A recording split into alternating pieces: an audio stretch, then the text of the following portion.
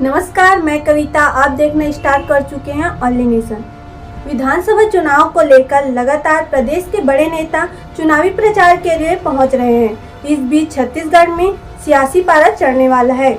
कांग्रेस के पूर्व राष्ट्रीय अध्यक्ष व सांसद राहुल गांधी राजनांदगांव दौरे पर थे। दोपहर में स्टेट हाई स्कूल मैदान में आयोजित आम सभा में आम जनता को संबोधित किए। सभी राजनीतिक पार्टियों ने अपने प्रत्याशियों को चुनावी मैदान में उतार चुके हैं। साथ ही जिले में स्टार प्रचारकों व दिग्गज नेताओं का दौरा शुरू हो चुका है। राजनांदगांव विधानसभा क्षेत्र की सीट हाई प्रोफाइल मानी जाती है, जिसका कारण है कि पूर्व मुख्यमंत्री डॉक्टर रमन सिंह यहां से चुनाव लड़ते हैं। वहीं इस बार कांग्रेस ने सीएम भूपेश बघेल के करीबी माने जाने वाले गिरीश देवांगन पर दांव खेला है। राहुल गांधी के आगे से ऐसे कयास लगाए जा रहे थे कि जनता के लिए बड़ी घोषणा करी। आपको बता दें कि पिछले विधानसभा चुनाव में कर्ज माफी का ऐलान किया था। आज भी किसानों के लिए कर्ज माफी को लेकर ऐलान कर दिया। वहीं केंद्र सरकार को आड़े हाथ लेते हुए जातिगत जनगणना के लिए बात की और खासकर ओबीसी के लिए मुद्दे उठाए और कहा कि जिसकी जितनी संख्या भारी उसकी उतनी भागीदारी। इसे कांग्रेस का मास्टर स्ट्रोक कहा जा सकता है। राहुल गांधी ने सभा को संबोधित करते हुए कहा कि छत्तीसगढ़ में कांग्रेस सरकार का कार्यकाल बहुत अच्छा रहा। इस बार फिर कांग्रेस सरकार बनी तो किसानों का कर्जा माफ होगा, केजी से पीजी तक मुफ्त शिक्षा मिलेगी। इस आम सभा में प्रदेश के मुख्यमंत्री भूपेश बघेल व गृह मंत्री ताम्रध्वज साहू सहित जिले, प्रदेश व केंद्र स्तर के बड़े कांग्रेसी नेता मौजूद रहे। ऐसे ही चुनाव से जुड़े खबरों के लिए आप हमारे इंस्टाग्राम और फेसबुक पेज को फॉलो करें और हमारे यूट्यूब चैनल ऑनली नेशन को लाइक, शेयर, सब्सक्राइब करें। धन्यवाद। बघेल जी ने कहा 14 लाख करोड़ रुपए नरेंद्र मोदी जी की सरकार ने अदानी जी जैसे लोगों का कर्जा माफ किया। ये बीजेपी ने कौन सी स्टेट में, हिंदुस्तान में अलग अलग स्टेट में उनकी सरकार है, कौन से स्टेट में बीजेपी ने कर्जा माफ करके दिखाया है किसानों का? ये मुझे बताओ। आपको एक स्टेट नहीं मिलेगा। और सेंट्रल सरकार को तो छोड़ दो, उनका तो सीधा अदानी जी के साथ रिश्ता है। 24 घंटा अदानी अदानी अदानी करता रहता है। केजी से लेकर पीजी तक छत्तीसगढ़ की सरकार मुफ्त में शिक्षा देने जा रही है। ये लोग, बीजेपी वाले लोग, स्कूल को, कॉलेज को, अस्पताल को प्राइवेटाइज कर रहे हैं। जैसे बघेल जी ने अभी कहा, बचाने वाली सरकार या बेचने वाली सरकार? ये लोग अस्पतालों को, स्कूलों को, कॉलेजेस को बेचते हैं, हम बचाते हैं। इसीलिए छत्तीसगढ़ में सरकारी स्कूल, सरकारी कॉलेज, सरकारी यूनिवर्सिटी में छत्तीसगढ़ के किसी भी युवा को 1 रुपया नहीं देना पड़ेगा। मुफ्त में आपकी शिक्षा होगी। भाइयों बहनों, एक और बहुत बड़ा मुद्दा है और शायद वो हिंदुस्तान की राजनीति के लिए, हिंदुस्तान के प्रगति के लिए सबसे बड़ा मुद्दा है।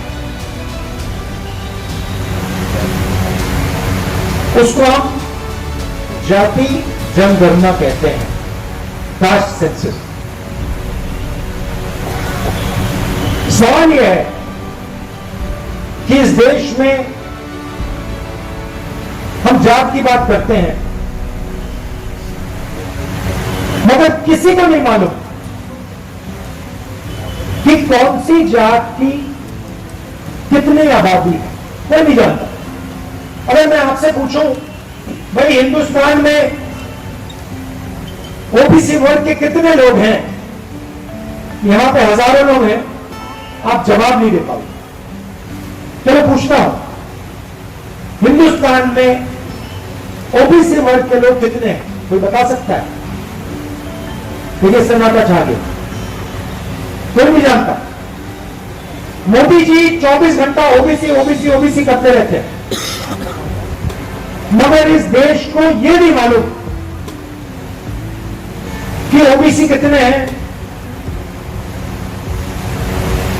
आदिवासी कितने हैं, दलित कितने हैं, और आदिवासी के अंदर, दलित के अंदर अलग अलग कितनी जाति हैं और उनकी आबादी कितनी है। अब आप पूछोगे भैया इसकी क्या जरूरत है? बीजेपी के लोग कहते हैं भैया क्या जरूरत है, देश को क्यों पता लगे ओबीसी कितने हैं। मैं आपको बताता हूं, अगर हम भागीदारी की बात करते हैं, अगर हम देश की हिस्सेदारी की बात करते हैं, तो हमें पता लगाना पड़ेगा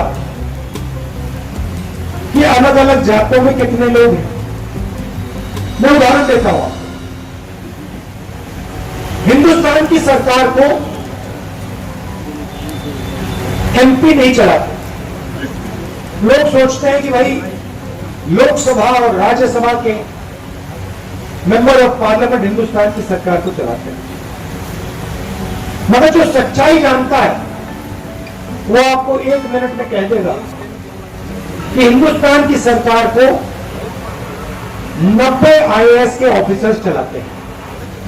आपसे ले ला रहे हैं, फिर बोला ना मैंने, मतलब 90 लोग हैं जो इस देश की सरकार को चलाते हैं। उनको हम secretary to government of India कहते हैं। सबसे बड़ा अफसर होता है कैबिनेट सेक्रेटरी और उसके नीचे 90 अफसर होते हैं secretary to government of India. ये लोग हिंदुस्तान कैसे चलाते हैं, मनरेगा में कितना पैसा जाता है ये निर्णय लेते हैं, मनरेगा कैसे बनेगा, मजदूरों को कैसे पैसा दिया जाएगा, कॉन्ट्रैक्टर को कैसा पैसा दिया जाएगा, सड़क कहां बनेगी, कैसे बनेगी, अंत में ये लोग निर्णय लेते हैं। तो सवाल यह है,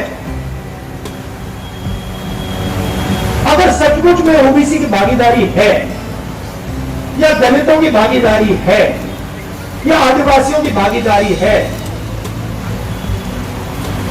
तो इन अफसरों में भी ओबीसी की, दलितों की, आदिवासी अफसर होने चाहिए। और कम से कम अगर देश में मान लो 50% ओबीसी है तो 90 में से 50% ओबीसी होने चाहिए। तब हम कह सकते हैं हाँ भैया ओबीसी की भागीदारी है। और 90 में से मान लो दलितों की 15% आबादी है तो 15% दलित होने चाहिए। और मान लो हिंदुस्तान में 15% आदिवासी है तो 15% उसमें आदिवासी होनी चाहिए। तो फिर हम कह सकते हैं हाँ भैया आदिवासी भी शामिल है, दलित भी शामिल है, ओबीसी भी शामिल है। और जब हिंदुस्तान का बजट बांटा जाता है, लाखों करोड़ रुपए बांटे जाते हैं, तो उसमें ओबीसी की भी आवाज है, दलित की भी आवाज है, आदिवासी की भी आवाज है, जनरल की भी आवाज है। अब सच्चाई सुनिए, 90 अफसर हैं, 90 में से 3 अफसर ओबीसी से आते हैं। आदिवासियों की बात करते हैं, 90 में से 3 आदिवासी हैं, 3 ओबीसी। और मजा वहां नहीं बंद खत्म होता। अगला सवाल यह है कि ठीक है, ये जो ओबीसी अफसर हैं, ये जो 3 हैं, ये बजट में कितने पैसे का निर्णय लेते हैं? यहां जो ओबीसी युवा है, आप हिल जाओगे, आपको गुस्सा आएगा। भाइयों बहनों, हिंदुस्तान के बजट में ओबीसी अफसर सिर्फ 5% निर्णय लेते हैं। क्या हिंदुस्तान में ओबीसी की आबादी 5% है? कम से कम 50% है। तो ओबीसी युवाओं को नरेंद्र मोदी से यह सवाल पूछना चाहिए, हमारी आबादी 50%, आप 24 घंटे कहते हो ओबीसी सरकार, ओबीसी सरकार, ओबीसी सरकार, और हमारा हक 5%। ये किसका बेवकूफ बना रहे हो? ये सवाल हिंदुस्तान के हर ओबीसी युवा को नरेंद्र मोदी से पूछना चाहिए। चलिए अब आदिवासियों की बात करते हैं। यहां आदिवासी ओबीसी 5% निर्णय लेते हैं, आदिवासी कितना लेते हैं? आदिवासी युवा आप अच्छी तरह सुनो, अगर हिंदुस्तान की सरकार 100 रुपए खर्च करती है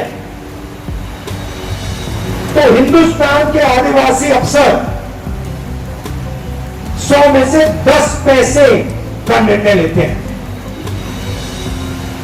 ओबीसी 5% और आदिवासी 0.1% निर्णय लेते हैं। और सुनना है तो दलित 1% निर्णय लेते हैं। इसीलिए जाति जनगणना की जरूरत है। हम जानना चाहते हैं कि इस देश में ओबीसी 5% निर्णय ले रहे हैं, उनकी आबादी क्या 5% है या 50%? और अगर 50% है तो नरेंद्र मोदी जी की सरकार में जो हो रहा है वो सरासर अन्याय है। और उन्होंने कह दिया, गलती से भी कह दिया कि भैया जाति जनगणना होनी चाहिए, तो जो वो अडानी जी के जेब में डाल रहे हैं वो नहीं डाल पाएंगे। तो हमने जो निर्णय ले लिया, जैसे ही हमारी सरकार दिल्ली में आएगी हम उसी दिन जाति जनगणना का काम शुरू कर देंगे।